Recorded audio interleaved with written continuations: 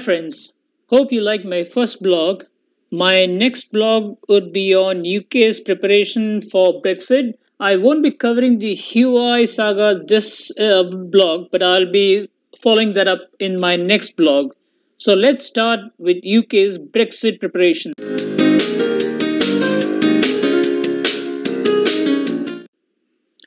So the UK stopped being a member of the European Union at 2300 hours GMT on 31st January 2020. But that is not the end of Brexit story. Over the summer, UK and EU officials will try to agree what the future relationship will eventually look like. Let's go through the emotions.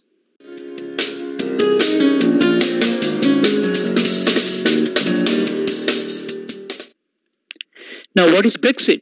Brexit stands for British exit, refers to the UK leaving the European Union. A public vote which was held in June 2016 when 17.4 million people opted for Brexit. That means 52% of the voting population voted to exit the European Union, whereas 48% prefer to remain within the Union. Now, what is the European Union? Let's understand that first. The EU is an economic and political union involving 27 European countries. It allows free trade, which means goods can move between member countries without any checks or extra charges. The EU also allows free movement of people to live and work in whichever country they choose. UK joined the European Union, or the then called European Economic Community, in 1973 and has become the first member state to leave so. Now, what has happened after the Brexit day? UK formally left the European Union on 31st of January 2020 and immediately entered into a 11 months transition period. During this period, UK will continue to follow all the European rules and its trading relationship will remain the same. However, it is no longer part of the European Union's political institutions. So, there are no longer any British MPs in the European Parliament. Now, this transition period is going to end on 31st December 2020. Now, what needs to be agreed during the transition? The transition gives both the sides some time to decide on the terms the future UK-EU relationship will last. The broad aims were set out in a 27-page document called the Political Declaration. Talks started in March and likely to intensify over the summer, with a new free trade agreement being the priority. This is needed because UK will leave the single market and customs union at the end of this transition. A free trade agreement will allow UK goods to move around the EU without extra charges and keep other barriers like the checks to a minimum. If an agreement cannot be reached by 31st of December, then that will be a catastrophe to UK, and all the goods and services that the UK has to render has to go through full border checks and will be applied anytime while traveling to the EU. Aside from the trade, many other aspects of the future EU-UK relationship will also need to be decided during the transition. For example, the law enforcement, data sharing and security, aviation standards and safety, access to fishing waters, supplies of electricity and gas, licensing, and regulation of medicines. Now, what is Brexit deal? The transition period and other aspects of the UK's departure were agreed in a deal called as Withdrawal Agreement. Most of that was negotiated by Theresa May's government. But after Boris Johnson replaced her as a Prime Minister in July 2019, he negotiated some changes to it. Now, why did Brexit take so long? Brexit was originally meant to happen on 29 March 2019, but the deadline was delayed twice after MPs rejected the deal negotiated by the Prime Minister Theresa May. Her deal included an arrangement known as the Irish backstop.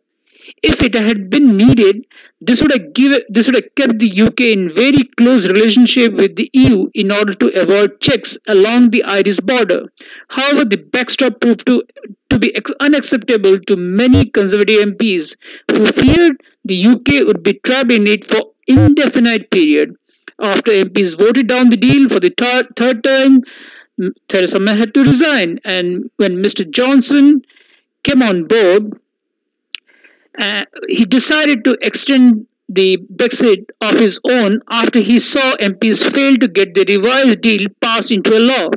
This led to a new deadline, 31st January 2020. Now, Mr. Johnson then decided to go for an early general election to which all the MPs agreed. Now, the election was held on 12 December 2019, and the Conservative Party came up with a majority of 80.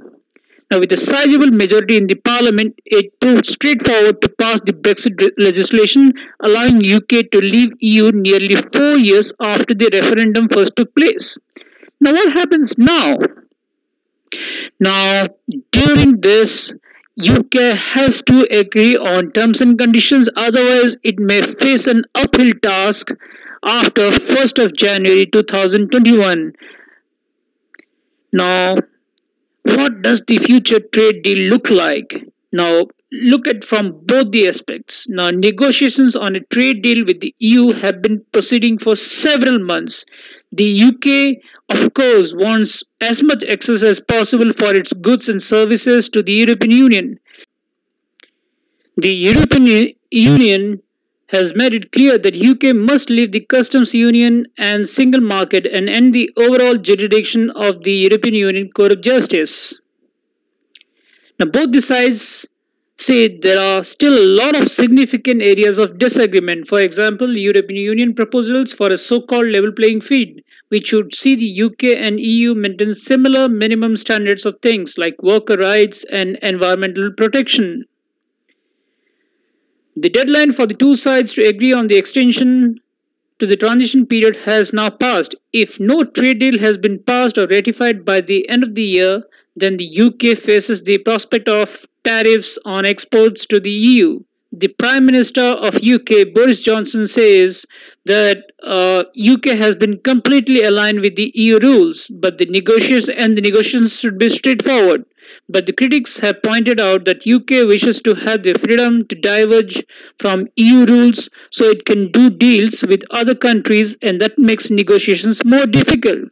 It is not just a trade deal that needs to be sorted out. UK must agree on how it is going to cooperate with the EU on security and law enforcement. It is also important to recognize that major changes will take effect on 1st of January 2021, whether or not trade deal is agreed. Free movement of people will end and business trading with the EU will have to follow new rules. Now, a study commissioned by the ex-Prime Minister Tony Blair suggests that it's too late to strike a full agreement deal before the December cliff edge. Now, the study also suggests that Boris Johnson must delay this completion of Brexit by another 12 months.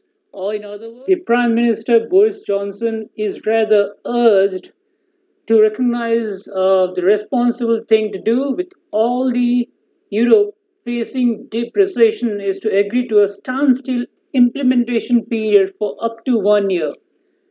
And that would not require Mr. Johnson to go back on his rejection of an extension to the transition period because it would genuinely implement a parliament trade deal agreed in principle. It is only possible if both the sides show willingness to move away from the principal stances and be realistic about what can be achieved by the end of this year. The alternative is a disastrous no deal. The two sides remain far apart on the UK's demands to break free of EU rules and the remit of European Court of Justice, while securing a tariff-free and quota-free agreements of goods. The other flashpoints are fishing rights and future police and judicial cooperation, with a UK expectation of sharing data outside the ECJ control. There are many issues, many more issues that are to be discussed, and if, let's say, there is no further agreement without any implementation or extension by a valid period, it's difficult to imagine as how things are going to shape up with COVID, with other things all happening at the same time. It's definitely thing to be watched out for. So that's it for this blog. Until next blog, stay safe, stay healthy, and see you in the next blog. Tata, bye bye.